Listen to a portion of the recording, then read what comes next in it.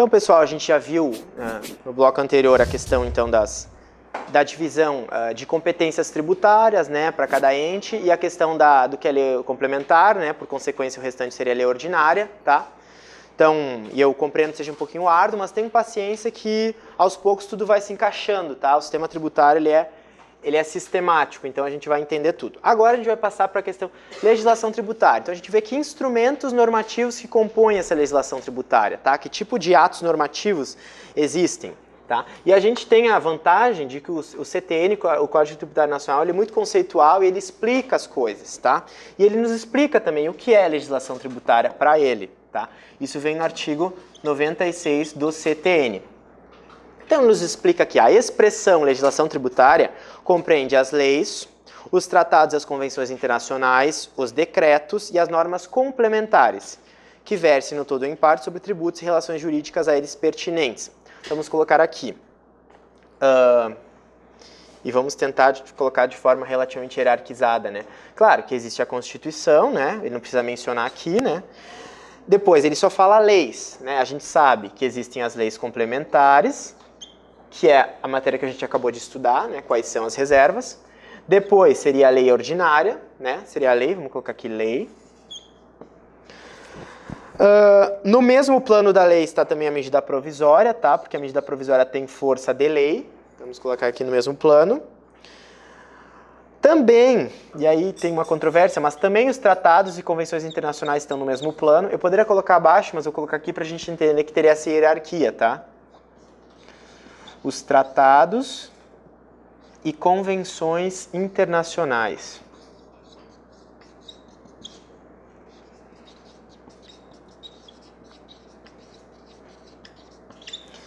Depois, abaixo, então, vem os decretos que regulamentam a lei, não inovam a ordem jurídica, só regulamentam sua fiel execução. E depois, abaixo, daí temos as normas complementares. Que normas complementares é um gênero que daí vai abrir um novo guarda-chuva.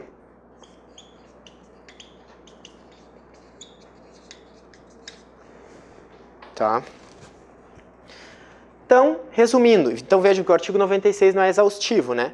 O artigo 96 fala leis, tratados e convenções internacionais, decretos e normas complementares, né? Aí eu abri aqui um pouquinho mais. Diferenciei as leis em ordinárias e complementares, acrescentei aqui as MPs, que tem força de lei, né? Então agora, digamos que cai exatamente aqui, como está no 96. A legislação tributária abrange leis, tratados, decretos e normas complementares. Pelo amor de Deus, não vão dizer que está incorreto, tá? Está perfeito, só não está dizendo que é só isso, tá? Esses são os principais instrumentos, está correto, tá? A gente só abriu aqui um pouquinho mais. Então, porque na verdade, então, qualquer ato normativo, né, que verse com generalidade e abstração, é um ato normativo que tenha matéria tributária, compõe aqui a legislação tributária, tá? A MP, como é que fica a questão da medida provisória? A medida provisória, já se discutiu isso, né? Ela pode perfeitamente ser usada em matéria tributária. Claro, teria que ter aquela questão da relevância e urgência, mas isso é discricionário do chefe do Poder Executivo, né? Então, o Supremo Tribunal Federal não costuma se miscuir nisso, tá? Ele diz que é discricionalidade do chefe do Executivo. Se ele entende que é urgente mudar lá uma alíquota, uma questão lá, ele que entendeu, tá? Então, essa MP, ela tem força de lei. Então, ela está aqui ao ladinho da lei ordinária. Ela pode fazer tudo que a lei ordinária pode. Agora, ela não pode fazer o que a lei complementar pode, tá? Porque ela é como se estivesse abaixo, entre aspas, tá? Só para a gente entender didaticamente.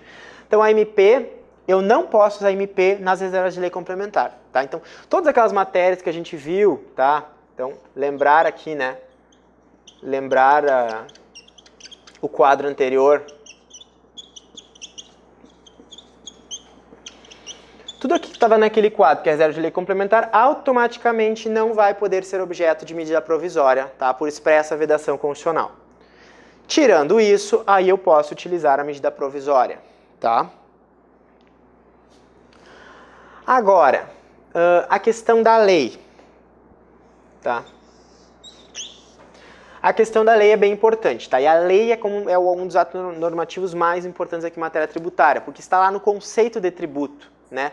Que ele tem que ser criado mediante lei, tá? Tributo é criado mediante lei, princípio da legalidade, isso é bem forte no nosso sistema, tá? Então vamos colocar aqui, vamos puxar aqui que a criação de tributo mediante lei atende ao princípio, denominado princípio da legalidade.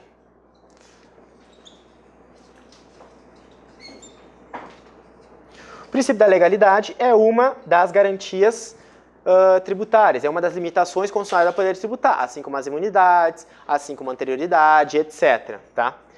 Então, o princípio da legalidade, ele também é entendido como reserva legal. E se diz que ele seria um princípio da legalidade cerrada, tá? Ou estrita. Colocar para você só conhecer as nomenclaturas. Por quê? Porque ele se diferencia daquela legalidade genérica lá do artigo 5º, tá? Inciso 2. A legalidade tributária ela é mais estrita, ou seja, eu não atendo o princípio da legalidade com qualquer instrumento, com decreto, com uma norma complementar. Não, quando fala lá que é legalidade, é lei em sentido formal, lei, tá? Que em princípio pode ser ordinária, ok? Ou MP, tá? O que tem que ser? Só que tem que definir o que tem que atender esse princípio da legalidade e o que não, né? A Constituição fala em criar ou majorar tributos, tá? Na Constituição está que para criar ou majorar tributos seria o princípio da legalidade, tá? Só que ela disse um pouco menos do que queria, tá? Aí o artigo 97 da Constituição, ele dá uma... Da Constituição não, desculpa, do CTN, dá uma explicitada nisso, tá? Porque a gente tem que atender o paralelismo das formas. O que é o paralelismo das formas?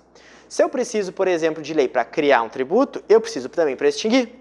Se eu preciso para majorar, eu também preciso para diminuir, e assim por diante, tá? Esse é o paralelismo das formas. Então, a Constituição falou criar e majorar, mas aqui no artigo 97 do CTN, ele é bem didático, vale a pena ler, ele diz assim, ó, que somente a lei pode estabelecer, a instituição, que é sinônimo de criação de tributo, ou sua extinção. Depois vem o 2, diz a majoração de tributos ou sua redução, certo?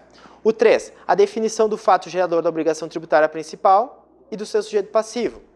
4, a fixação da alíquota de tributo e da sua base de cálculo. Tá, eu já falo melhor, só me acompanha aqui na leitura. 5, a combinação de penalidades para ações ou omissões contrárias aos dispositivos ou para outras infrações nela definidas. E 6, as hipóteses de exclusão, suspensão e extinção de créditos tributários ou dispensa e redução de penalidades. Tá? Então, isso pode ser sintetizado como o quê? Como elementos essenciais do tributo. Tá? Então, o que tem que estar previsto em lei para atender a legalidade cerrada, a reserva legal, são os elementos essenciais do tributo.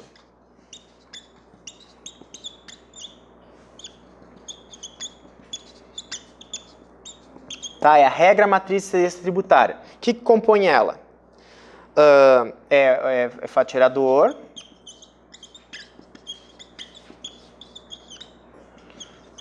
base de cálculo, aí sim vem a alíquota e contribuintes. Tá? Além desses elementos essenciais do tributo, vamos ver se abrange aqui tudo. Fato gerador, alíquota, base de cálculo. Nós temos daí depois elementos essenciais, a questão de penalidades. Combinar penalidades é somente por lei, como vocês devem imaginar. E aqui as hipóteses de exclusão,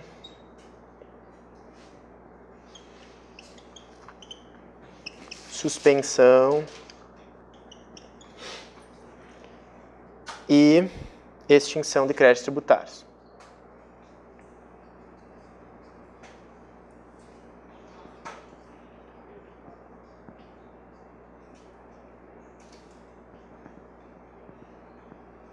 Tá? Aqui são os elementos essenciais. Por quê? Isso aqui nós estamos falando da lei que vai instituir o tributo, tá? Antes a gente estava falando de normas gerais, que prevê, tá? Qual que ia ser a base de cálculo, digamos, ICMS para qualquer estado e tal, umas regras mínimas. Aqui é a lei, então ela tem que ser completa, tá? Ela não pode ser lacunosa. Isso aqui é, por exemplo, a lei do Estado do Rio Grande do Sul, fica criado o ICMS, ele vai ter por fato gerador a circulação de mercadorias e a prestação de serviços de transporte intermunicipal e interestadual, A base de cálculo vai ser o valor da operação, a alíquota vai ser 17%, ou em outras situações vai ser outra, tá? Tem que ser completa. O contribuinte vai ser o comerciante que faz com habitualidade essa comercialização, tá? Fechou, aqui está completo, tá? Outras coisas aí pode ser por outros atos. Por exemplo, é clássico, né? Prazo para recolhimento. Não está aqui, né? Então, o prazo para recolhimento pode vir em atos complementares, pode ser em decreto, portaria, isso pode. Mas isso aqui não, tá? Isso aqui tem que atender à legalidade estrita. Combinar penalidades, né? Também vai ter que ser por lei em sentido formal. E aqui, exclusão, suspensão e extinção do crédito tributário. Isso aqui é uma matéria bem técnica, não queiram talvez se antecipar, quem não está bem lembrado da faculdade, vocês vão ver depois que nasce a obrigação, vai ter que ser constituído o crédito pelo lançamento, né? E ele vai ter hipótese de exclusão, suspensão e extinção, tá? Então, isso também é reserva de lei, tá? Então, esse é o papel da lei, tá? Então, é um dos elementos mais importantes, na verdade. Sendo que a MP pode fazer o papel dela, tá? Depois tem aqui a questão dos tratados e convenções internacionais, tá? Não ficou bem aqui, né? Internacionais, não. Temos tratados e convenções internacionais em matéria tributária? Temos bastante. E aí entra aquela questão da hierarquia dos tratados, né? Que é bem controvertido no nosso sistema jurídico, mas já coloquei aqui dando a deixa de onde que nós vamos entender que está ao lado da lei ordinária, tá? Essa seria a hierarquia. Tá? É bem controvertido a hierarquia dos tratados e tal, depende da situação, né? Mas o STF ele tem alguns entendimentos sobre isso, tá? O que diz o STF, então, o Supremo Tribunal Federal? Aí ele divide, né? Então vamos retomar toda a questão. Tem aqueles tratados em direitos humanos, né? A gente divide os que são anteriores lá, a emenda constitucional número 45, eles têm status supralegal. Tá? O Supremo entende que os tratados de direitos humanos sempre estão acima da lei ordinária, tá? Porque trata de direitos humanos e tal. Se eles são anteriores à emenda 45 de 2004, eles têm status supralegal, porque não tinha aquela previsão de que podem ser entendidos como emenda constitucional. A partir de 2004, temos essa previsão de que eles podem ser internalizados com o mesmo procedimento da emenda constitucional, tá? E aí eles têm status constitucional. Isso é matéria pré-constitucional, tá? Estou só retomando aqui com você. Então, tratado. Vi um tratado? Tenho que ver. É direitos humanos ou não? Se é direitos humanos, ele pode ser supralegal ou então constitucional, né? Se tivesse sido internalizado com o mesmo quórum da emenda constitucional e tal, aprovado por 3/5 dos membros de cada casa legislativa, em 2 turnos, tá? Etc. Agora, não é. Tá? Então, não é matéria de direitos humanos. Aí o Supremo diz.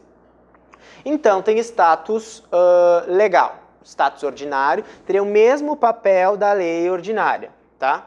Inclusive, poderia revogar e ser revogado por ela, tudo, tá? Então, o Tratado de Convenção de Direitos Humanos não. Tratado de Convenção de qualquer matéria, inclusive tributária, em princípio, se encaixaria nessa categoria, tá? No entanto, nós temos aqui uma previsão no CTN sobre isso que nos faz pensar, tá? Vou colocar aqui e vou perguntar o que vocês acham. É o artigo 98. Que nos diz: os tratados e as convenções internacionais revogam ou modificam a legislação tributária interna e serão observados pela que lhes sobrevenha. O que isso dá a entender? Alguma ideia?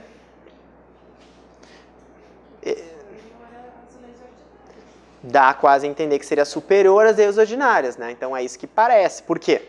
Revoga anterior, ok, né? Se ele tem igual força, é posterior, ok. Agora, ele será obrigatoriamente observado pela que vier depois, né? Então parece que ele está acima.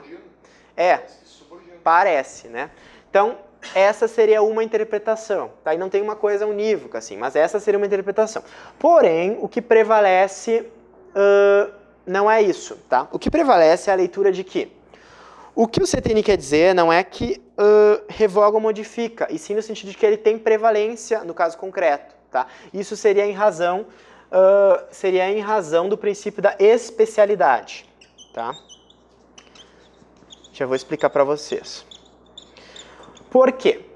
Porque o Tratado de Convenção Internacional, ele seria como se fosse uma norma especial, tá? O que são esses tratados e convenções em matéria tributária? Normalmente são tratados para impedir bitributação, algo assim. Os mais comuns são esses, tá? Por exemplo, entre estados soberanos e tal, né? Muitas vezes acontece a situação de bitributação. A lei de um diz que tal renda é tributável, né? Diz que é uma pessoa que é nacional de outro país, tem domicílio em outro lugar e ofere rendimentos em outro. Às vezes as normas acabam colidindo e uma mesma situação seria objeto de tributação em mais de um. E não teria o que fazer, seria assim mesmo. Para impedir isso, os estados celebram esses tratados. Tá. Então, nessa situação que está regida pelo tratado, é como se ele fosse uma norma especial. Tá? Então, tem a nossa norma, digamos aqui do Brasil, que diz, se auferir renda aqui no território nacional, será tributado pelo imposto de renda. Mas essa norma especial, ela diz, não, mas se for uma pessoa que é de tal país, né, paga o tributo lá e tal, não vai ser cobrado aqui. Tá? Então, na verdade, ele vai acabar prevalecendo sim. Então, o tratado ele prevalece em relação à lei ordinária, tanto anterior quanto posterior, então, porque isso o artigo 98 diz, mas não é porque ele tem uma hierarquia superior, é porque ele tem especialidade. Tá? Essa é a interpretação assim, prevalente, não é algo que seja pacífico. Tá? Só para vocês entenderem isso. Agora, quando cair numa questão, vocês têm que ver como a questão está perguntando, né? Digamos que ela traga a literalidade do artigo 98, diz assim, os tratados e convenções internacionais revogam ou modificam a legislação tributária interna e serão observados pela que se sobrevenha. Sim, você tem que marcar certo. Agora, se disser que os tratados e convenções em matéria tributária têm a mesma hierarquia de lei ordinária, também tem que marcar como correto. Se ele disser que o tratado de convenção, ele acaba prevalecendo, ele prevalece em relação à legislação interna em razão de sua especialidade, né? Também está correto. Então depende da forma como está sendo perguntado. Tá? Vamos ver se vai aparecer nossas questões. Entendido? Então essa é a questão dos tratados e convenções internacionais em matéria tributária.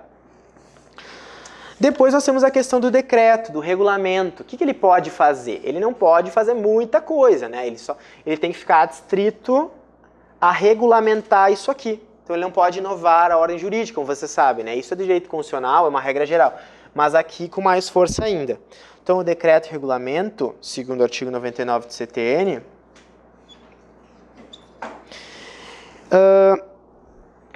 diz assim, o conteúdo e o alcance dos decretos restringem-se ao das leis em função das quais sejam expedidos, determinados com observância das regras de interpretação estabelecidas nesta lei. Tá? Então, porque aqui depois vai vir, tipo, como que a gente interpreta a legislação tributária, enfim, tudo isso é aplicável. Mas o decreto, ele não pode ultrapassar a fiel execução da lei, tá? Então, essa é a ideia. Bem, depois vai vir a questão das normas complementares, tá? Que eu deixei aqui em aberto, isso aqui é um gênero, né? Não existem normas complementares. Isso aqui vai se dividir em vários atos, né? Eu já vou ver com vocês. Só antes disso, vamos resolver algumas questõezinhas sobre isso que a gente já viu.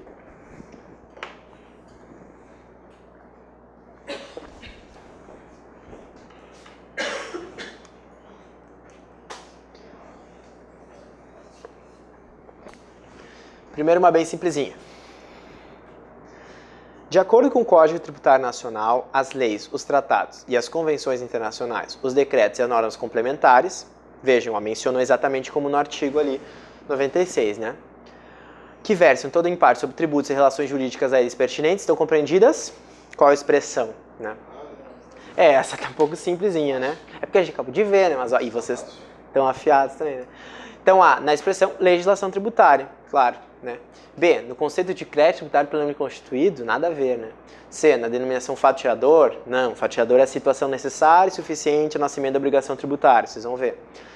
D, na noção de lei complementar, não também. E E, na noção de norma tributária inadimplida, não, né? Isso aqui são coisas concretas, né? Norma tributária inadimplida, crédito tributário plenamente constituído, isso é por um procedimento administrativo. Aqui está tratando de atos normativos, né? Então é legislação tributária. Questão bem fácil, vamos ver outra. De acordo com as normas do Código Tributário Nacional atinentes à legislação tributária, A, as normas complementares podem estabelecer cominação de penalidades para as ações ou omissões contrárias aos seus dispositivos no tocante às taxas. Pode? Não. Por que não pode? Isso, porque está ali, ó, penalidades, está marcado ali que tem que atender à reserva legal, né? Tá. B, somente a lei pode estabelecer as hipóteses de dispensa ou redução de penalidades. Sim. Parece correto. Sim. Quer dizer, deixa eu ver. Isso, porque essa está incorreta, né? Essa aqui, em princípio, sim. Tá? É tanto para cominação, mas também para prever dispensa ou redução. Tá? Então a gente marca a letra B. C. Os decretos podem estabelecer hipótese de redução de penalidade, mas não a sua dispensa. Não, né? Vamos complementar aqui, ó, como caiu em questão aqui, né? A gente colocou ali só penalidades, mas é para cominação E depois dispensa e redução também, tá? Então, penalidades em relação à cominação, né, que é a previsão, para a redução ou para a dispensa. Tudo tem que ter lei. Tá? Vamos ver a próxima. D. Os decretos podem reduzir as alíquotas dos impostos municipais. Não, né? Aqui a gente pode achar, reduzir, então reduzir poderia. Não, tá? Aqui entra aquele paralelismo das formas que eu falei para vocês, tá? Tem que modificar a lei. E. Somente a lei e o decreto podem estabelecer a redução de tributos, mas sua extinção é matéria exclusiva de lei complementar. Nada a ver, né? É somente a lei que pode estabelecer redução e somente a lei que pode estabelecer extinção. Tá? Não tem nada a ver aqui com lei complementar. Tem que riscar aqui decreto e riscar aqui lei complementar. Tá? Então ficou letra B, ó, bem tranquilo. Próxima. Tratado internacional em matéria tributária. Tá? A gente não falou muito sobre o procedimento, né? Na verdade isso é mais direito constitucional, mas vamos falar também do procedimento. O tratado internacional, primeiro ele é subscrito, né? Então ele é celebrado entre os países, tá? Eles vão lá, as delegações e tal, com toda a pompa e circunstância. Depois ele tem que ser aprovado em cada país, tá? Então, vem aqui, volta aqui para o país. Aí ele tem que ser submetido ao Congresso Nacional, então tem que ser aprovado pelo Congresso Nacional por decreto legislativo, tá? Depois, ele vai ser ratificado pelo depósito dos instrumentos de ratificação no órgão indicado no tratado, tá? Pode ser é um órgão internacional, vai ser, digamos, Secretaria-Geral da ONU, algo assim. E, por fim, ele vai ser promulgado por decreto do Presidente da República, tá? Vamos recapitular, então. Primeiro, ele é celebrado. Depois, ele tem que ser aprovado pelo Congresso Nacional por decreto legislativo. Depois, ele vai ser ratificado com depósito de instrumentos. Aí ele vai começar a viger no plano internacional. E depois ele vai ser promulgado por um decreto do Presidente da República. E é só a partir daí que ele vai começar a viger no plano interno, tendo esse efeito de lei ordinária. Tá? É só quando tiver um decreto promulgando que ele vai começar a valer na ordem interna. Tá? Esse é o procedimento. Então vamos ver. A. Dispensa aprovação pelo Congresso Nacional? Não. B. Requer aprovação das Assembleias Legislativas Estaduais? Não. C. Pode criar hipótese de isenção de tributos estaduais e municipais? Aqui é um ponto delicado, tá? Então vamos trabalhar essa questão. Isso aqui seria a isenção heterônoma, tá? Deixa eu colocar o nome aqui para vocês. Dentro aqui, então, vai entrar dentro dessa questão dos tratados, né? Porque é uma exceção à regra.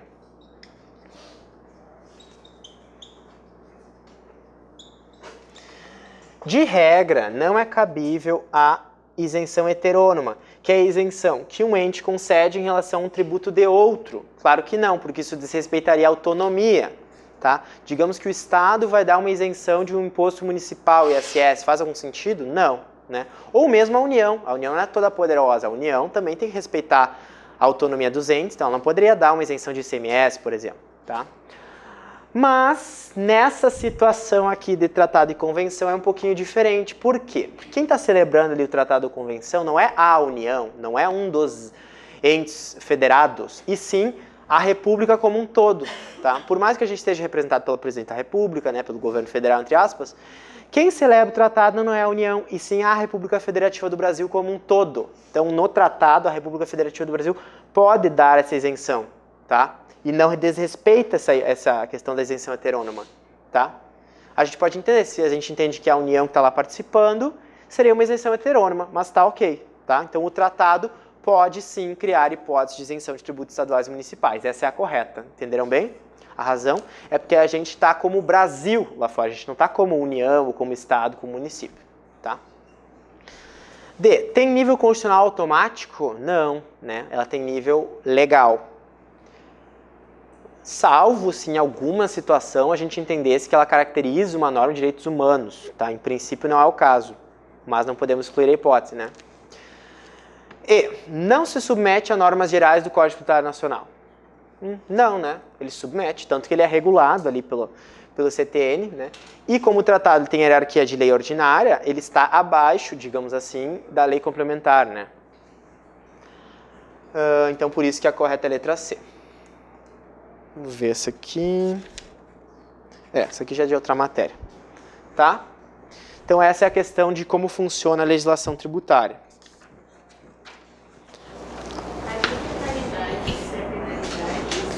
Tá, é cominação. Não ficou muito bom isso aqui, né?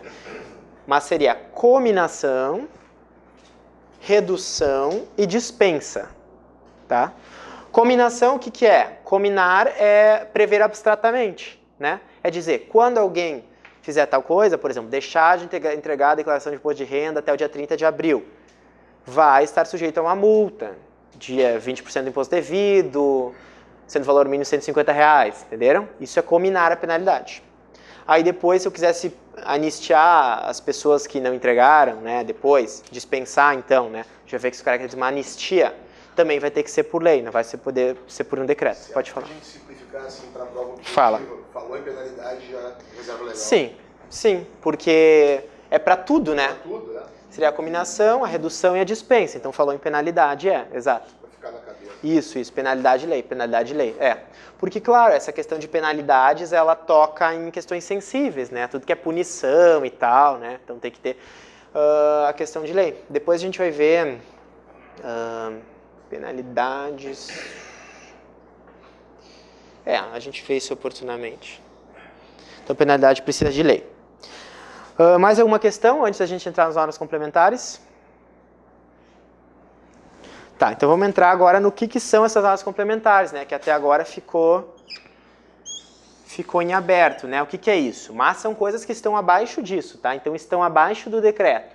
São coisas mais de execução ainda, tá? Porque, claro, e a gente sabe que a legislação tributária é bem complexa, né? Ela é enorme. Até aqui não parece muito complexo, né? Mas é que abaixo disso tem um mundo de atos infralegais, instruções normativas, portarias, ordem de serviço, enfim. Mas vamos ver o que é isso, então.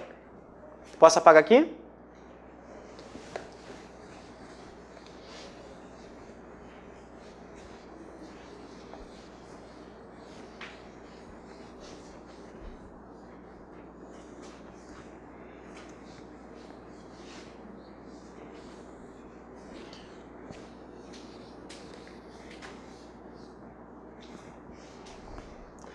Tá, então agora a gente vai passar para as normas complementares dentro da legislação tributária.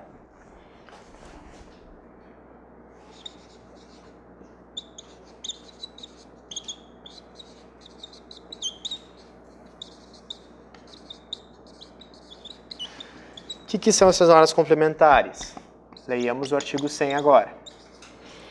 Diz assim, são normas complementares das leis, tratados e convenções internacionais dos decretos, tá? Então elas são complementares aos atos que estão acima, né?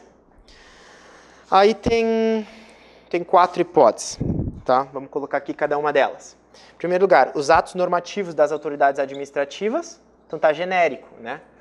Os atos normativos expedidos pelas autoridades administrativas.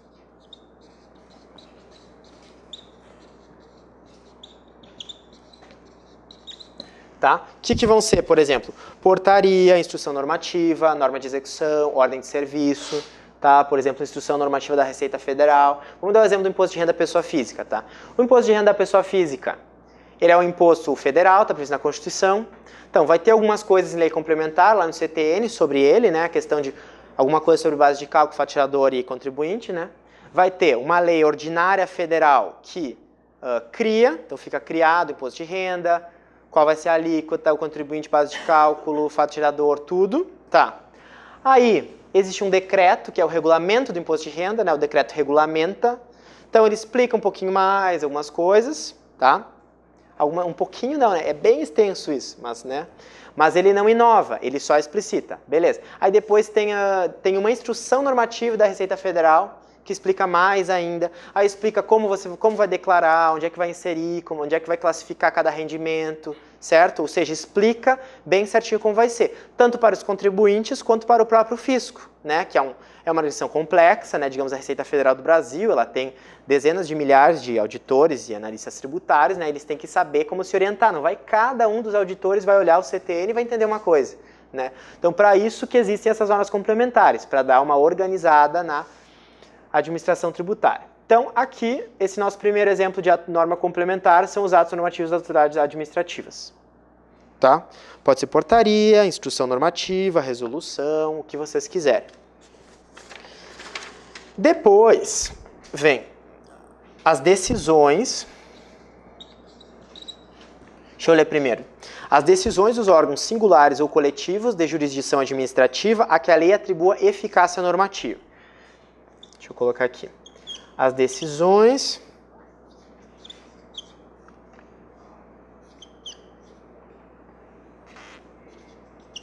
de órgãos singulares ou coletivos de jurisdição administrativa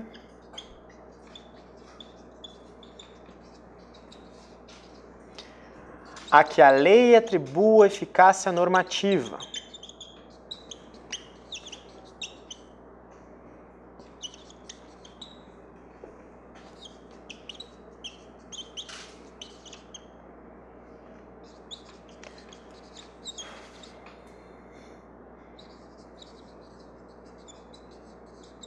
Tá? O que seria isso? O que são órgãos singulares ou coletivos de jurisdição administrativa? Para começar. Não. CONFAS não. CONFAS ele é de deliberação entre os entes, né? Seriam órgãos que deliberam sobre conflitos com o contribuinte.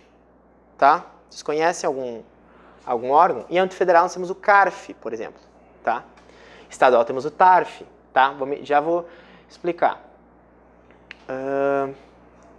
Esses órgãos, né, que fala que jurisdição administrativa, essa é a linguagem do CTN, né? Mas a gente sabe jurisdição não caberia muito, né?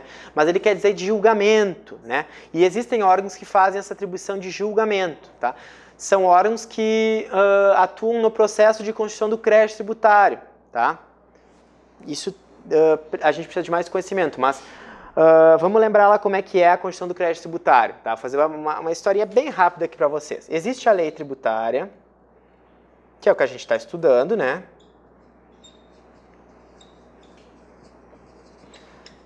Que ela prevê a hipótese de incidência, qual aquela situação que é necessária e suficiente para nascer a obrigação. Quando a pessoa fizer circular mercadoria e tal, vai incidir o tributo, né, com tal alíquota, base de cálculo. Isso que a lei prevê. Quando isso ocorre aqui na realidade, a gente diz que ocorreu o fato gerador.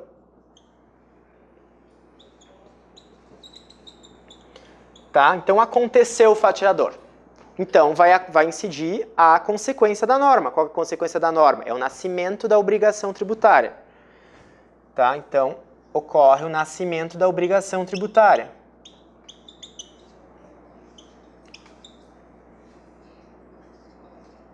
Tá? Beleza, a obrigação tributária ela nasce automaticamente, tá? Se algum de vocês aqui começa a exercer em caráter habitual e tal, comercializar coisa e tal, vai incidir a legislação tributária que obrigaria vocês ao pagamento de ICMS, independentemente de alguém ter conhecimento disso, lançar, enfim, tá? Então a obrigação nasce. Já o crédito, ele depende de um ato administrativo, de lançamento, tá? Então a obrigação, ela nasce, ela é composta... ela tem um sujeito ativo, que é o Estado, sujeito passivo, que é o contribuinte ou responsável, tendo por objeto o pagamento de tributo, tá? E ela tem que ser objeto de declaração para constituir o crédito tributário, tá? Peraí. Então, para a obrigação, digamos assim, dar ensejo ao nascimento do crédito, tem que vir um ato aqui, que é o lançamento. Lançamento é o ato da autoridade administrativa, então aí que entra a questão da administração tributária, os auditores e tal, né? É ele que vai verificar, ó, pelos documentos aqui, ocorreu tal obrigação, então eu vou lançar e vou constituir o crédito tributário, que é o crédito da Fazenda Pública formalizado.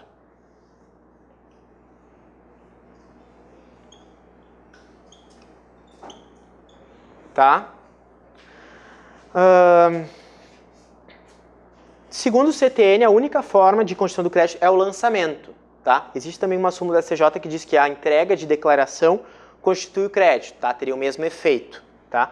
Isso é objeto de aula própria. Mas o crédito tributário, então, ele é objeto do lançamento, tá? Então, lançou. A partir daí, pode vir uma fase de contencioso administrativo, tá? Aqui entra a fase chamada de contencioso administrativo. Tá? Porque a pessoa que ela é notificada desse lançamento, ela pode não concordar. E ela não precisa ir direto no judiciário. A legislação prevê um procedimento por meio do qual ela pode impugnar essa exigência e debater. E quem julga isso são justamente esses órgãos singulares ou coletivos de jurisdição administrativa. Tá? Por exemplo, então vamos dar o exemplo no âmbito federal. E aqui, digamos, o concurso de vocês é federal, né? Então vocês não precisam conhecer o procedimento dos estados e municípios, é só o federal. Então, segundo a Lei de Processo Administrativo Fiscal Federal, uma vez notificada do lançamento, a parte ela pode opor uma impugnação, tá? Vamos diminuir isso aqui que está muito grande.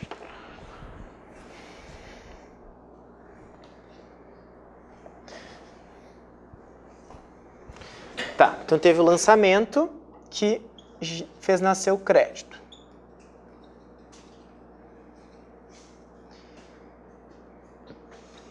Aí a pessoa não concorda.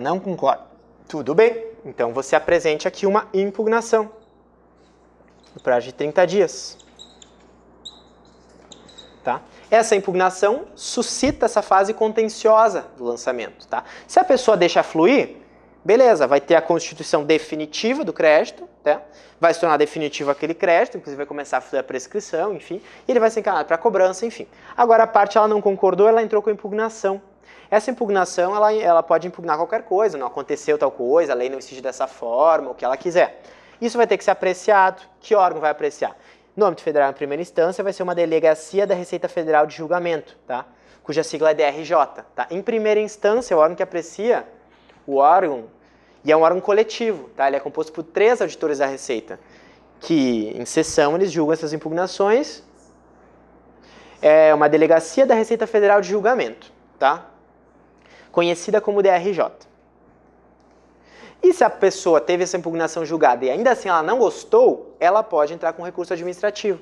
E aí sim, daí ela teve a decisão, né? Ela pode entrar aqui com recurso. Aí quem vai entrar em cena vai ser o CARF, que é o Conselho Administrativo de Recursos Fiscais. Conselho Administrativo de Recursos Fiscais, que atua em âmbito federal. Aí já é um pouco diferente, já é um órgão com composição paritária, tá? CARF andou se falando bastante sobre ele.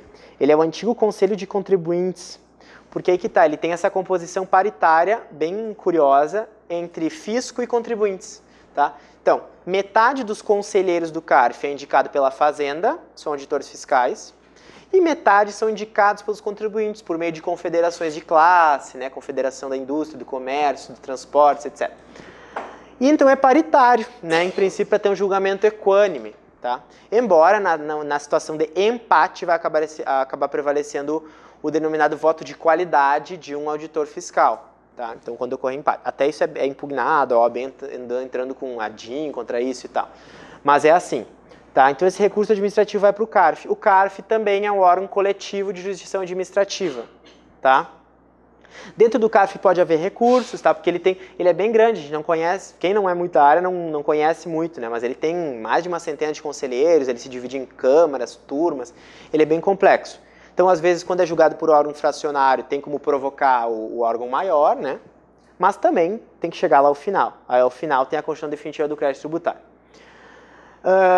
Essas decisões, então, do CARF, digamos, DRJ menos, né? Mas do CARF, por exemplo, em algumas situações a lei pode atribuir eficácia normativa. Em princípio, ela diz respeito a um caso concreto, entenderam? Isso aqui é um procedimento de um caso concreto, tá? Então, somente quando a lei disser que uma decisão do CARF, que seja lá da sua composição plena, que tiver em embargos de divergência e tal, ela vai ter eficácia normativa, vai ter que ser observada pela Receita em todos os casos, tá? Ou uma súmula, o CARF edita súmulas, inclusive, é bem interessante, tá? E existem algumas leis, por exemplo, digamos que ele diga, súmulas do CARF vão ser observadas pela Receita Federal, tá? Isso, então, é uma situação em que a lei atribui a eficácia normativa a uma decisão de um órgão singular ou coletivo de jurisdição administrativa, tá? Normalmente eles são coletivos, tá?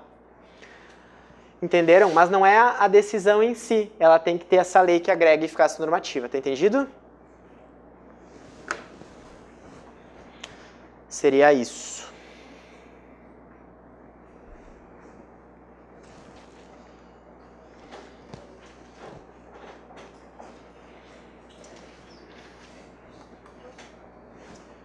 Então são Pode só falar. essas duas espécies de normas complementares? Não, são 4. Não terminou ainda. Ah, tem mais. Vamos por partes. São 4. Depois, e bem interessante, as práticas, não é nem uma norma escrita essa, olha só. As práticas reiteradamente observadas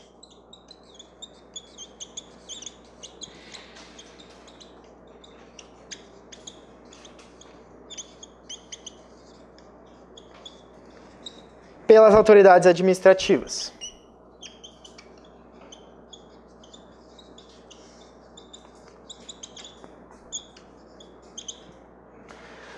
Tá? Então, o que é isso? Né? E essa chama atenção, importante saber, porque parece que não teria efeito, né? A legislação e o direito tributário é todo legalista, né? E tal. Como é que eu vou reconhecer algum efeito para as práticas? Mas sim, temos sim. Só que depois que eu disser as 4 normas complementares, eu vou dizer qual que é o efeito delas, tá? Não é que elas têm um amplo efeito, mas elas dão um mínimo resguardo para o contribuinte, tá? Já vou dizer para vocês, então, o que diz aqui o parágrafo único do artigo 100, para vocês não ficarem curiosos. O parágrafo único, ele diz que a observância das normas complementares, quaisquer delas, exclui a imposição de penalidades, a cobrança de juros de mora e a atualização do valor monetário da base de cálculo do tributo. Tá? O que é isso? Quer dizer que contribuinte que está de boa fé e ele observou isso, tá? Digamos que a lei dizia outra coisa, tá? Alguém se equivocou, mas a portaria da Receita diz isso. Tá? Digamos que a Receita ela muda e ela vai vir me cobrar o tributo, né? Mas eu vou dizer, não, mas eu fiz o que vocês me disseram, né? Ou práticas aqui, né? Então, digamos que lá o funcionário da Receita sempre orientava naquele sentido, mas estava contrário à lei. A Receita vai vir lá e vai cobrar. Como é que vai ser? Então, eu vou ficar isento do tributo? Não vou me eximir porque a lei diz que ele incide. Mas o parágrafo único aqui do artigo 100 diz que a observância das normas complementares exclui penalidades,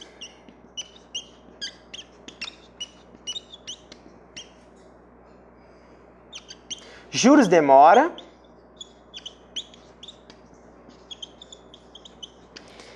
e até mesmo atualização monetária. Vejam vocês.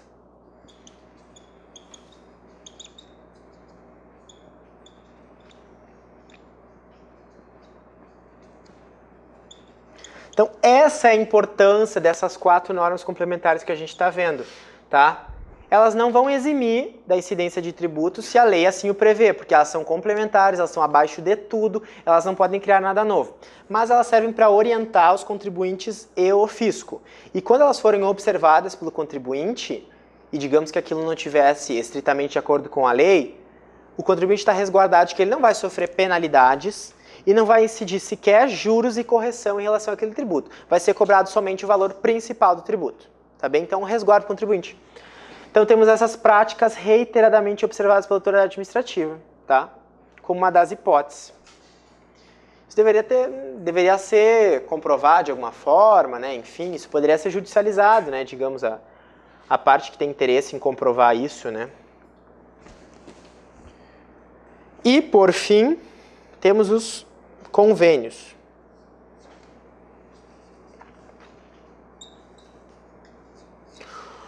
Os convênios que entre si celebrem a União, os Estados, o Distrito Federal e os municípios. Tá? Os convênios que entre si celebrem a União, os Estados, o Distrito Federal e municípios também acabam ficando com normas complementares. Tem alguns convênios que têm outros papéis, né? Por exemplo, aquele convênio sobre o benefício fiscal do CMS no Confasa, ou algum outro, né? Eles têm um outro papel, mas aqui seriam outros convênios, né? Convênios, por exemplo, para o intercâmbio de informações, eles costumam fazer os entes federados para trocar dados, né, sobre os contribuintes, resguardando o sigilo e tal, eles podem fazer, ou para outras situações. Aí são normas complementares. Tá? Então, são esses 4 tipos de normas complementares que nós temos. Está ali na base da pirâmide, não são atos com muita força. Só excluem penalidades, juros e correção monetária. Se o contribuinte observou-os.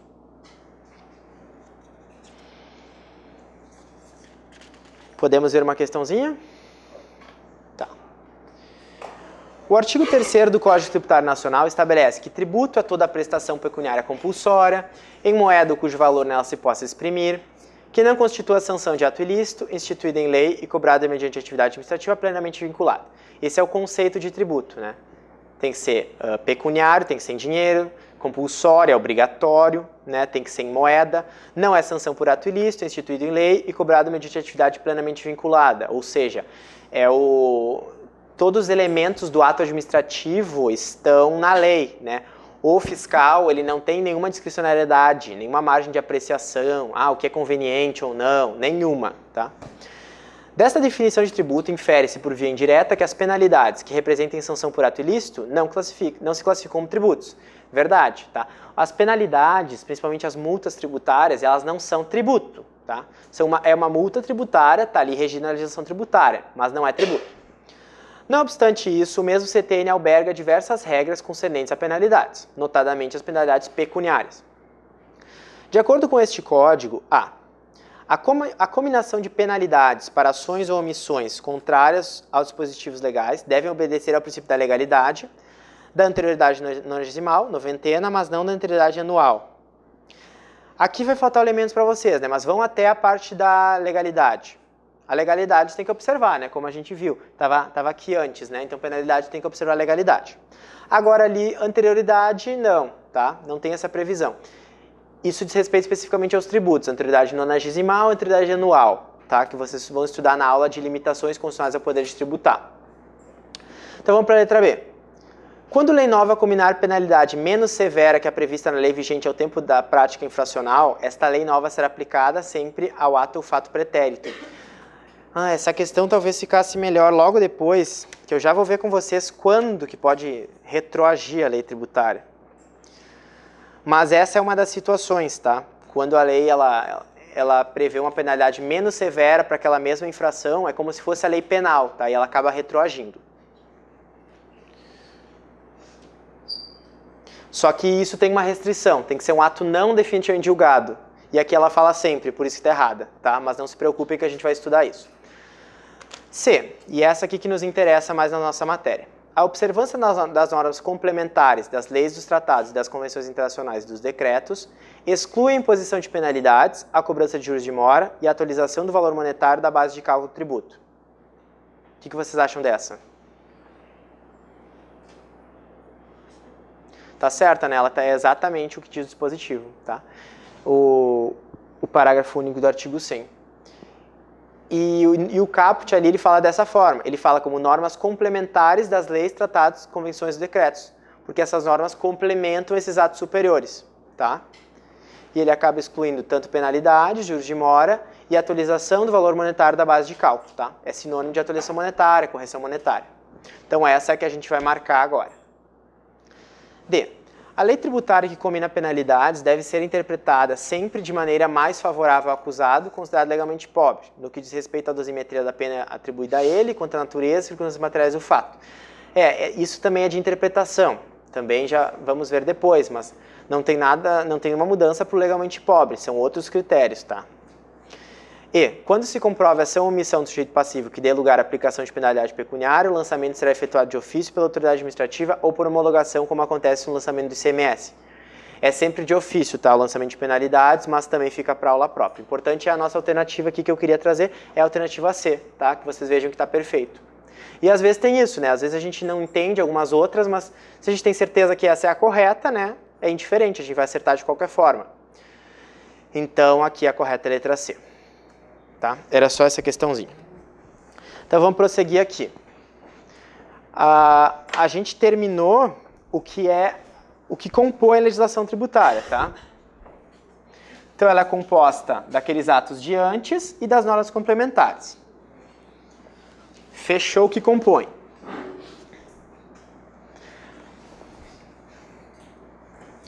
Agora a gente vai ver sobre a vigência.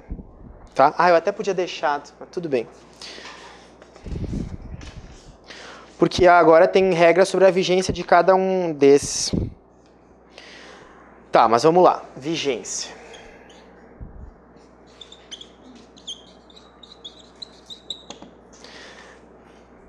Artigo 101 e seguintes do CTN.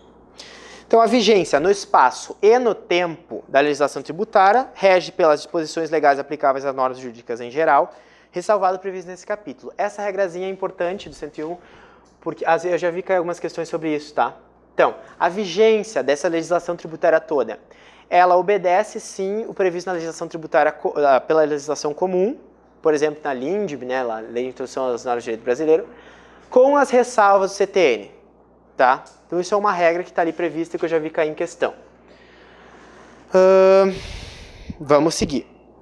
A legislação tributária dos Estados, do Distrito Federal e dos municípios vigora no país, fora dos respectivos territórios, nos limites em que lhe reconheçam extraterritorialidade os convênios de que participem, ou do que disponham esta ou outras leis de normas expedidas pela União. Seria a vigência no espaço, né?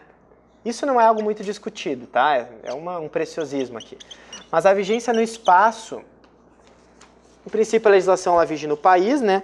E a legislação dos estados, federal e municípios, elas podem ter essa extraterritorialidade, né, que seria fora do limite do próprio estado do município, nos limites reconhecidos por convênios ou por leis de normas gerais. Tá? Entendido? Não precisa avançar muito nisso, tá? Vou colocar aqui. Pode ter extraterritorialidade. Extraterritorialidade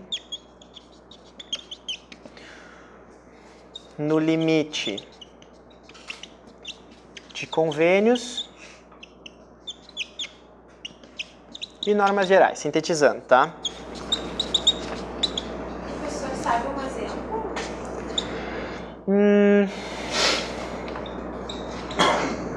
Não teria um exemplo. Difícil. A menos que se entenda, por exemplo, em relação ao ICMS, né, ali, em operações interestaduais, ele incide, né? Então, digamos que uma operação está ocorrendo entre contribuintes domiciliados em estados diferentes. Quando estiver sendo tributado pela legislação daquele estado de origem, né, daria para entender que ela está sendo aplicada de forma extraterritorial, algo assim, porque é uma operação interestadual, algo assim. Mas não que seja um exemplo muito bom. Não tem nenhum exemplo assim muito prático, tá? Por isso que eu não disse que não é muito importante. Mas gravem isso, tá? Que pode ter essa extraterritorialidade. Ficou certo isso aqui? Meu Deus. Extraterritorialidade. Acho que ficou. Tá, agora o mais importante é no tempo, tá? A vigência no tempo. O que nós temos aqui são algumas regras supletivas, tá? Porque, em princípio, o próprio ato que tem que prever a partir de quando ele vigora, tá? Então, é salvo a disposição em contrário, né? Entrou em vigor. Aí tem a correlação com os atos aí das normas complementares. Vou colocar aqui, salvo disposição em contrário.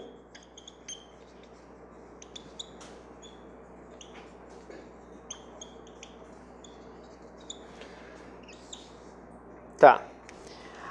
Aqueles atos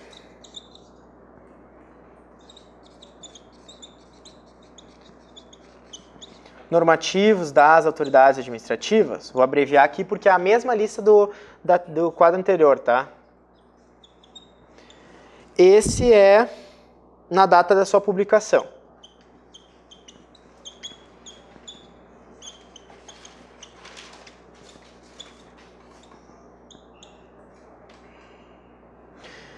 Depois, aquelas decisões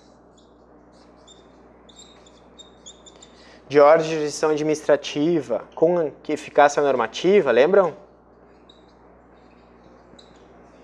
A que a lei atribui a eficácia normativa, que era o nosso segundo item, vai ser 30 dias após a sua publicação. Tem que ter um tempo para as pessoas conhecerem.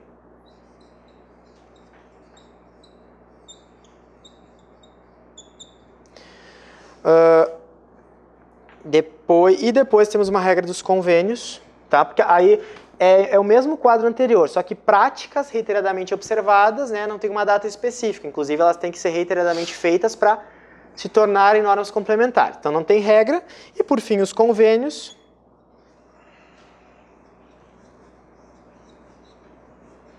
Na data neles prevista.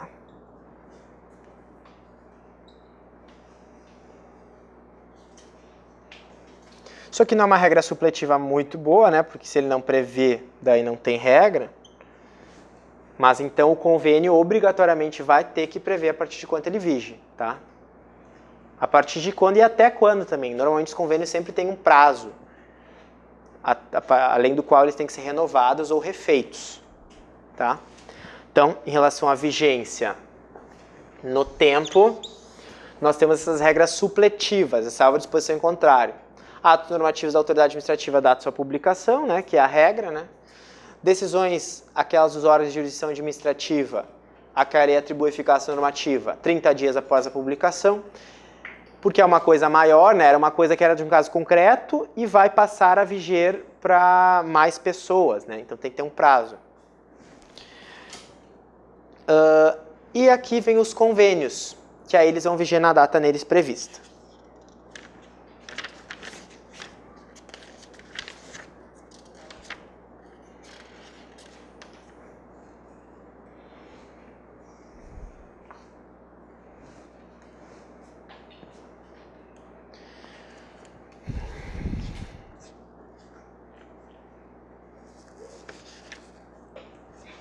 Vamos ver as questões sobre isso, então. A primeira diz assim. O Decreto-Lei 4.657/42, conhecido originalmente como Lei de Introdução ao Código Civil e atualmente como Lei de Introdução às Normas do Direito Brasileiro, a LINDB, é exemplo de diploma legal que, em alguns de seus dispositivos, estabelece regras atinentes à vigência das leis em geral, no espaço e no tempo. Essa lei continua vigente até a presente data. O Código Tributário Nacional, por sua vez, em algum de seus dispositivos, trata especificamente da vigência da legislação tributária no tempo e no espaço. De acordo com o referido Código, a vigência das leis que tratam da matéria tributária no tempo e no espaço, tá? Aí que vai entrar aquela regrazinha que eu quis destacar para vocês, né, aqui do artigo 101, que ela diz que se aplicam as normas gerais sobre vigência e no espaço e no tempo, tá? Das normas jurídicas em geral, com as ressalvas essas aqui, tá? E veja que isso aqui não resolve tudo. Então, se eu tiver algum outro problema, eu posso pegar, então, a legislação comum, por exemplo, a LINDB, que diz que quando que eu considero vigente uma lei, tá? Essa é a ideia. Letra A. Rege necessariamente pelas disposições CTN, quando elas se referirem expressamente a contribuinte, base de cálculo e fato gerador de impostos. Não, tá? Por quê? Porque se o CTN não previu nada diferente, vai se reger pela legislação comum, tá? Aqui diz que seria necessariamente pelas disposições do CTN. Não é verdade, tá? É com as ressalvas do CTN, mas eu posso aplicar a legislação comum. B. Rege pelas disposições legais aplicáveis às normas jurídicas em geral, ressalvado o previsto CTN a esse respeito, tá? Essa aqui é a correta. Então, a vigência, né, no espaço e no tempo da legislação tributária obedece à mesma regra das normas jurídicas em geral, ressalvado o previsto CTN. C. É matéria a ser tratada por cada uma das pessoas jurídicas de direito público interno, individualmente, nos limites do que estão constitucionalmente autorizados a editar leis de natureza tributária. Não, isso é uma coisa que tem que ser uniforme no território nacional, é uma coisa que é do CTN, que é de norma geral, de lei complementar, tá? D. Rege-se apenas pelas posições CTN a esse respeito? Também não, né? Está restringindo demais. E rege-se exclusivamente pelas posições CTN, quando elas tratarem expressa ou implicitamente do contribuinte, base de cálculo, fatiador de tributos em geral. Não também, tá? Por isso que a correta vai acabar sendo a letra B.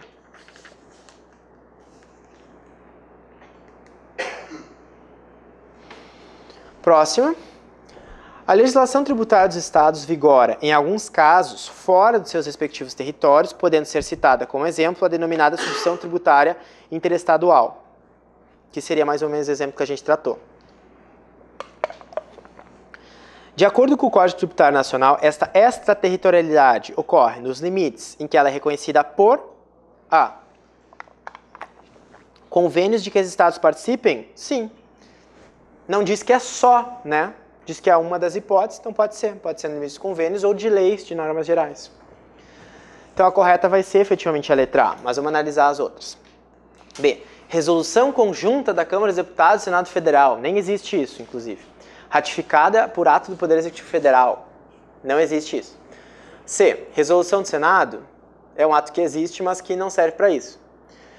D. Convênios de que os estados participem, desde que homologados por resolução do Senado Federal. Não tem essa necessidade. E E. Ato do Poder Executivo Federal. Vedada a edição de medida provisória para esse fim. Nada a ver, né? Então as outras alternativas eram bem esdrúxulas. Então extraterritorialidade no limite dos convênios ou de leis de normas gerais. Tá?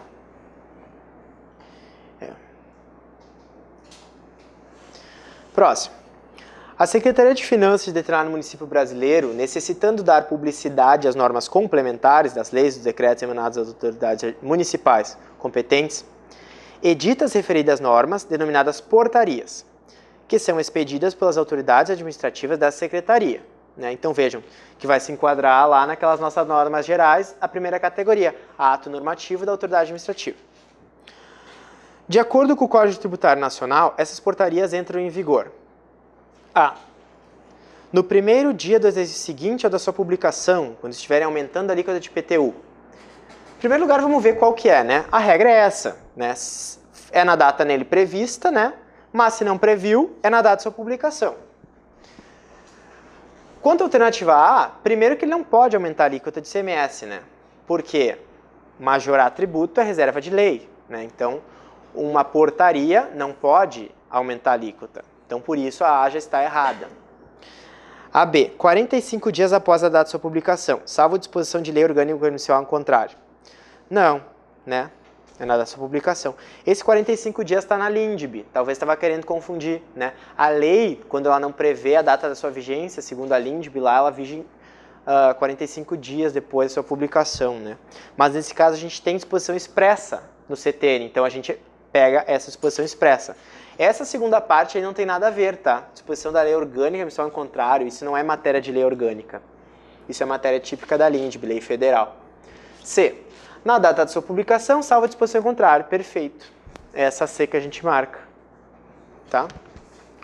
D. No primeiro dia do seguinte à sua publicação, o que o examinador está tentando? Está tentando nos confundir com as questões de anterioridade. Tá? Só que aqui, como é uma portaria, ela não está modificando nada. Ela não está aumentando, criando, ela não está fazendo nada. Ela está prevendo procedimentos, né, basicamente. Então ela não tem que obedecer a essas questões de anterioridade. No primeiro dia do seguinte à sua publicação, quando estiverem aumentando a alíquota de tributo, e desde que observado interregno de 90 dias entre a data da publicação do ato e o primeiro dia do exercício subsequente. Não. E é 30 dias após a data de sua publicação, salvo a disposição de lei em contrário. Também não. Tá? Isso é resolvido pela literalidade, né? Então esse é o tipo de questão que é resolvida com literalidade de lei. Tá? Só uma pequena ressalva, eu mencionava lá para vocês, por exemplo, legalidade, né? Eu falei en passant, o princípio da legalidade é isso, tem que ter lá os elementos essenciais, mas existem algumas exceções, tá? Que vão ser vistos na lei na aula de limitações ao poder de tributar, tá? Legalidade, existem algumas exceções em relação a alíquotas, tá? Tem alguns tributos que podem sim ser modificados por decreto em relação à alíquota, tá? Mas vocês vão ver oportunamente. Tá? São exceções. A regra é que todos os elementos essenciais têm que estar previstos em lei. Tá? Fatiador, base de cálculo, alíquota e contribuinte. A alíquota de alguns tributos, por alguma razão, pode ser por decreto. Isso está expresso na Constituição, né? Então não desrespeita nada. São situações em que precisa ter mais agilidade. Tá? Vai ser, já vou dizer uns para vocês, imposto de importação, de exportação, o de operações financeiras. Tá? Esses que têm mais efeito sobre a economia e tal, por exemplo, vão ser exceções.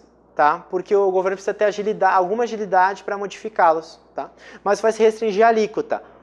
Os outros aspectos têm que ser por lei. Tá? Só uma ressalva que eu lembrei de fazer, senão vão dizer que eu estou esquecendo de coisa. Tá, voltando aqui à legislação tributária. Já vimos a questão da vigência no espaço-tempo. Tá? Então agora vamos mencionar a aplicação. A aplicação dessa lei nova, tá? Isso diz respeito ao que eu faço com os atos anteriores, atos posteriores. Então vamos trabalhar a questão da aplicação.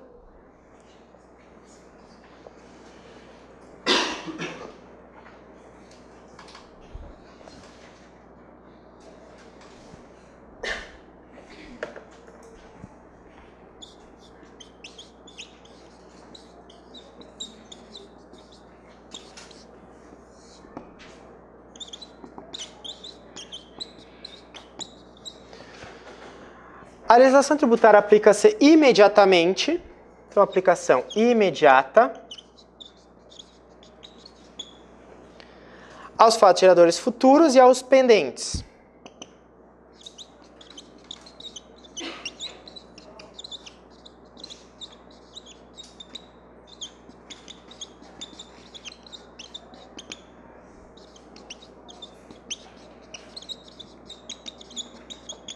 Então, ela não retroage, em princípio, né?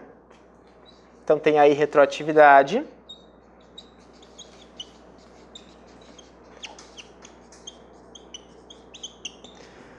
Mas se aplica imediatamente. Claro, quando for o caso, vai ter que respeitar a anterioridade de exercício, nonagesimal, mas uma vez atendido isso, ela passa a se aplicar imediatamente aos fatos geradores futuros, tá? E aos pendentes. Isso é algo que a doutrina não concorda muito, mas porque o fato gerador, mesmo que por lei, a gente considera que ele ocorre num único momento, né, em princípio. Mas, segundo o CTN, se aplicaria aos pendentes. Seria uma situação que está ocorrendo, mas não terminou de ocorrer. Não está completo. Seria um pendente. Então, a ele posso aplicar, tá? Então, tem aplicação imediata aos fatos geradores futuros e pendentes. Em princípio, não retroage, tá? Salvo. Então, isso que é importante aqui nessa matéria, as exceções à retroatividade. Quando é que pode retroagir a lei tributária? São basicamente duas situações, tá? Uma, quando é uma lei expressamente interpretativa.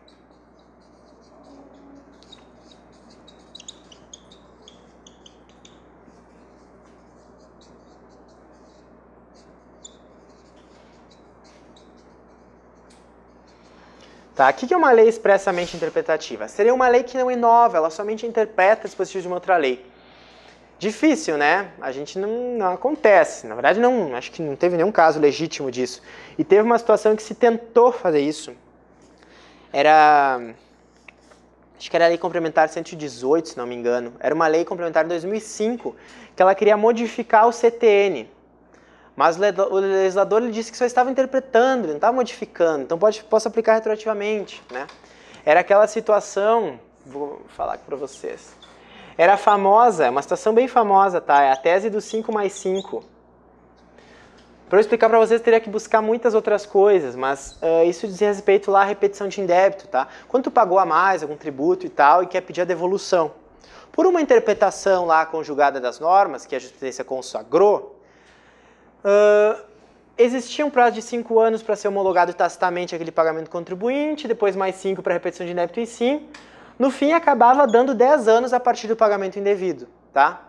Era essa famosa tese 5 mais 5. O STJ estava pacífico que era assim. Mas aí o legislador não gostou, disse, não, mas não era assim que estava o regime, tá? Porque realmente era controvertido, tá? Se era 5 mais 5 ou era só 5, tá? Mas a interpretação prevaleceu assim. O executivo propôs, enfim, e o Congresso quis mudar, e ele diz que para efeito de interpretação daquelas normas, eu considero que a extinção do crédito não é depois dos 5 anos para homologação, é já lá no início, tá? Aí a jurisprudência ela disse, não, mas isso não é uma lei expressamente interpretativa, ela se declarava, mas ele disse que não é porque ela modifica a interpretação que os tribunais davam àquele dispositivo, tá? Então, nesse caso, se declarou que era inconstitucional a retroação dessa nova lei, tá? Se não me engano é 118, mas eu tenho certeza que é de 2005. Aí ele diz, tudo bem, posso aplicar daqui para frente, mas para o passado não, porque na verdade ela modificou, tá? É um caso famoso esse. Então, hoje foi enterrada sim a tese do 5 mais 5, mas com efeitos prospectivos. Teve também uma divergência toda em relação a qual era o marco, né? O STJ disse, não, é só para pagamentos a partir de agora. Aí veio o STF e disse, não, é para as ações propostas a partir de vigência da lei, tá? Porque ela teve um prazo de vacácio bem elastecido, não sei se foram 2, 3 meses e tal. Então o STF entendeu que as pessoas que nesse período quiseram propor suas ações puderam. Então, para as ações a partir da vigência da lei nova, se aplica a nova disposição. Anteriormente, não.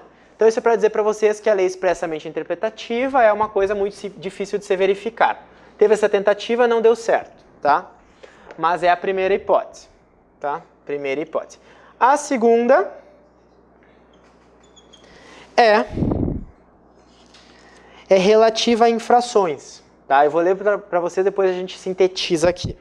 Diz assim, ó, que a lei aplica-se a ato ou fato pretérito, tratando-se de ato não definitivamente julgado, quando deixe de defini-lo como infração, quando deixe de tratá-lo como contrário a qualquer exigência de ação ou omissão, desde que não tenha sido fraudulento e não tenha implicado em falta de pagamento de tributo, ou quando lhe comine penalidade menos severa que a prevista na lei vigente ao tempo da sua prática.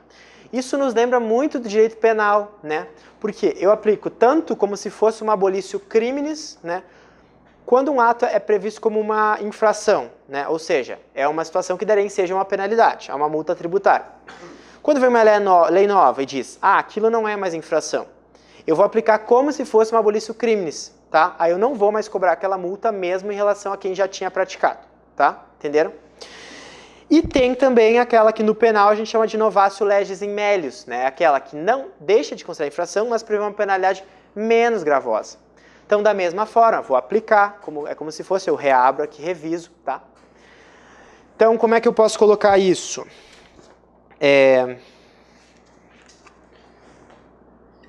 Lei que deixe de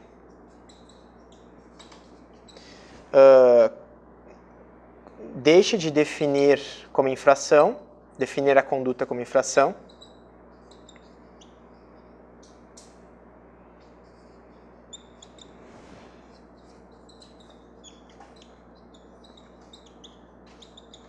ou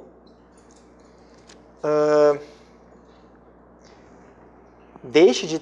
Essa outra, na verdade, é quase uma redundância, né? Deixe de tratá-lo como contrário a qualquer exigência de ação ou omissão, desde que não tenha sido fraudulento e não tenha implicado em falta de pagamento de tributo. Você tem que saber isso porque pode cair com esses termos em prova, né? Vamos colocar aqui, então, também. Deixe de tratá-lo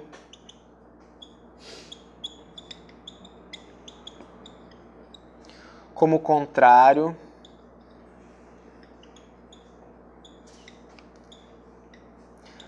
a qualquer exigência de ação ou omissão. Tá? E, por fim, aquela hipótese de lei que preveja penalidade menos severa.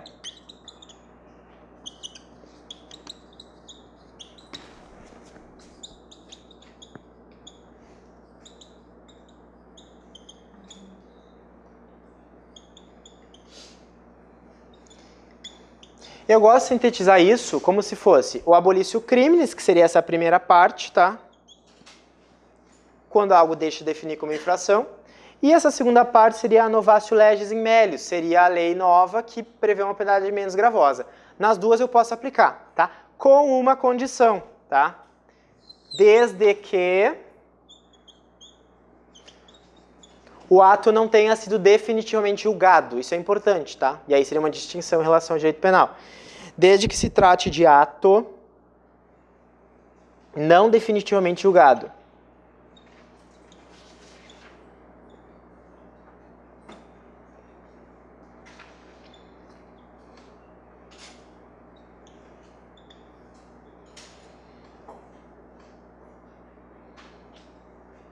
Tá? Tem que ser o ato não definitivamente julgado. Então tem que estar discutindo ainda de alguma forma, tá? Ou é um que não foi lançado ainda, né? O fisco nem tomou conhecimento, aí se aplica. Se ele lançou, me notificou, mas ainda estou no prazo, né? Pode se aplicar. Ou digamos que foi lançado lá e eu estou impugnando, estou dizendo que não aconteceu e tal, pode se aplicar. Agora, se é algo que já está efetivamente julgado, aí não pode mais retroagir. Tá bem? Então, são essas duas únicas situações em que poderia haver retroatividade. Tá? Somente essas duas únicas situações. Essa que não ocorre muito, né? E essa aqui que é mais factível de ocorrer. Tá? Vamos ver só duas questõezinhas sobre isso para fixar e daí a gente conclui. Primeira, certa lei estadual definia como infração a legislação do ICMS desde 2001 determinado ato. A partir de 2017, lei nova deixou de definir esse ato como infração. Né? Seria o primeiro caso aqui, deixou de definir como infração. A partir de 2017, a lei nova deixou de definir esse ato como infração. De acordo com o Código Tributário Nacional, a lei nova será aplicada aos atos a. Pretéritos apenas, desde que a infração não tenha sido praticada com dolo, fraude ou simulação. Não, né? Não vai se aplicar somente aos atos pretéritos e não para os futuros. Não faz sentido, né? Então não é A. B. Pretéritos apenas, aos quais a legislação combinou penalidades que não sejam de natureza pecuniária. Também não tem a ver. Futuros apenas? Também não. Tá? Como é que é? É os atos futuros e os pretéritos não definitivamente julgados. Tá? Então, a D. Futuros e pretéritos, sendo que em relação aos pretéritos, sua aplicação está condicionada a que o referido ato não tenha sido definitivamente julgado. Perfeito. Então, a letra D é que tem que ser marcada. E a E. Pretéritos apenas, nos casos em que não constitua simultânea, autonomamente, infração e tal. Também não, tá? Futuros e pretéritos não definitivamente julgados. Tá? E a última questão a gente encerra. Quando uma lei deixar de definir um ato como infração, essa lei, de acordo com o CTN, A, deverá ser aplicada ao ato pretérito, desde que ainda não tenha sido definitivamente julgado. Isso mesmo, a que a gente marca. Tá? Aqui não tem aquela questão apenas pretérito, tá? Então aqui não tem problema. B, não poderá ser aplicado ato pretérito se já tiver sido iniciado o processo relativo ao julgamento? Não. Se não tiver sido finalizado o processo, né? C, não poderá ser aplicado ato pretérito em nenhuma hipótese, está errado. D, deverá ser aplicado ato pretérito apenas para excluir a vigência de juros de mora e de multa de mora, desde que ainda não tenha sido definitivamente julgado? Não. Tá? Ele perdoa a penalidade em si também, não somente juros e multa. E E, poderá ser aplicado ato pretérito apenas para excluir a exigência de juros de mora, mesmo que o ato já tenha sido definitivamente julgado. Também não. Tá? Então a aqui está perfeita. É cobrado dessa forma mesmo, é bem literal mesmo. Tá? Então eu agradeço a atenção de vocês, com a disposição para dúvidas e até logo.